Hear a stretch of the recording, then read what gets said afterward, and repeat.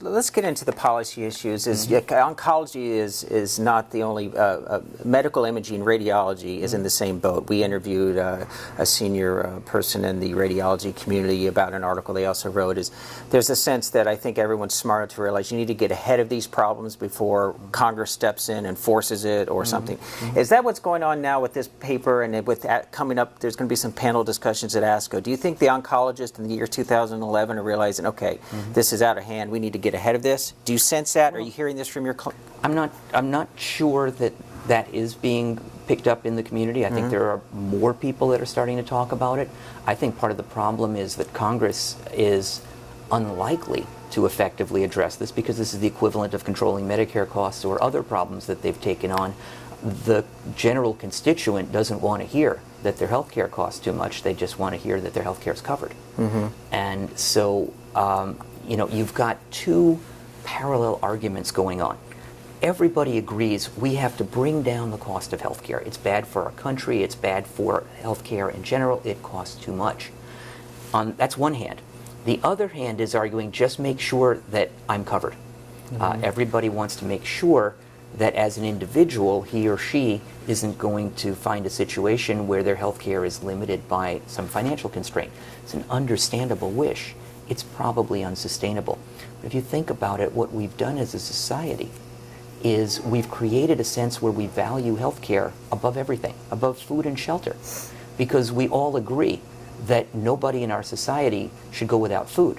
But we don't give everybody the option to go to the best restaurant in the city and dine at public expense.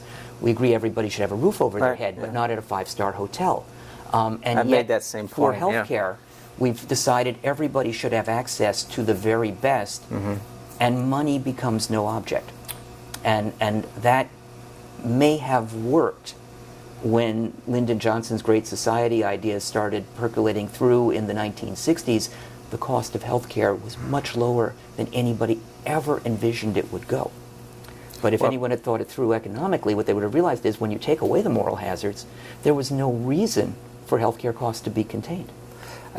You've raised a point that I just thought of in the last 48 hours, so I asked Congress and senators and so forth. There does seem to be no pending bill to do something about oncology. However, I think people forget the forest for the trees. The AHA healthcare reform has several provisions, one of them ACOs, that will focus on bundling and also some comparative effectiveness. But essentially, in a couple of years when ACOs are enacted, if bundling payments are made, if that's the way to pay for cancer, which that's already a law, so Congress did enact that, won't that have a tremendous impact on how cancer therapy is delivered? I think that's going to be very interesting. I don't know exactly how that's going to work. I have no experience working in that space, and I think it's going to be a bumpy learning experience for a lot of people. Well, let me ask you, we interviewed the Dean of Johns Hopkins and the Dean of Miami. The deans of these medical centers are very much aware of this. How about independent cancer centers? Have you had many policy meetings here about ACOs? I haven't been directly involved, but I am aware that the leadership of this institution is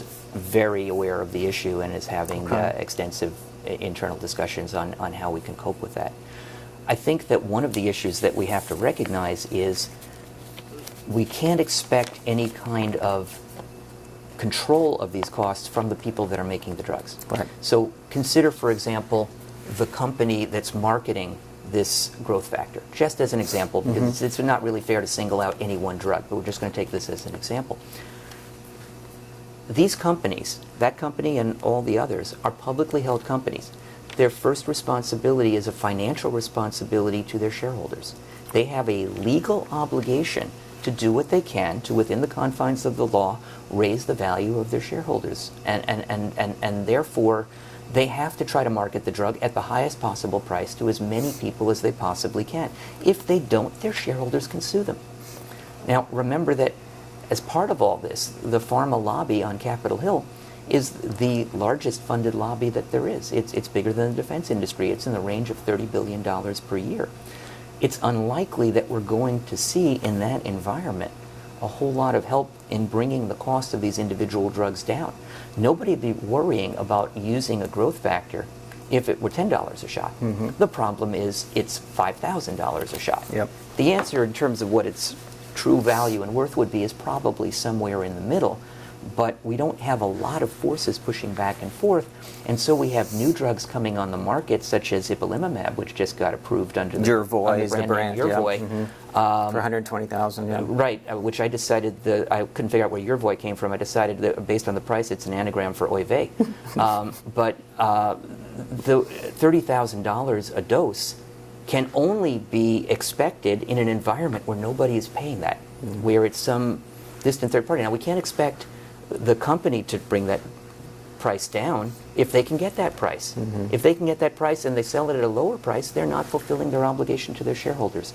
So ultimately, it's going to have to reach a point where there is some kind of external force put on the situation. One of the proposals in that paper is for some third party to be empowered to set standards and limits. I think that's the critical factor. I think without that, none of this can realistically happen. And I think the logistics of... Well, that's part of AHA too, IPABs, Independent Payment Right. Advisory Boards, yeah. But I think without the logistics of creating those panels, empowering them to make enforceable decisions, and keeping them independent of enough factors that they can truly look at what's in the public good, is going to be the real challenge. The makeup of the people on those panels is going to have an enormous amount of impact on whether this succeeds or fails. Well, that's great. We'll end it there, and if you hear anything on these topics at ASCO, we'd love to talk with you again. So thank you very much. Sure. Thanks. Bye.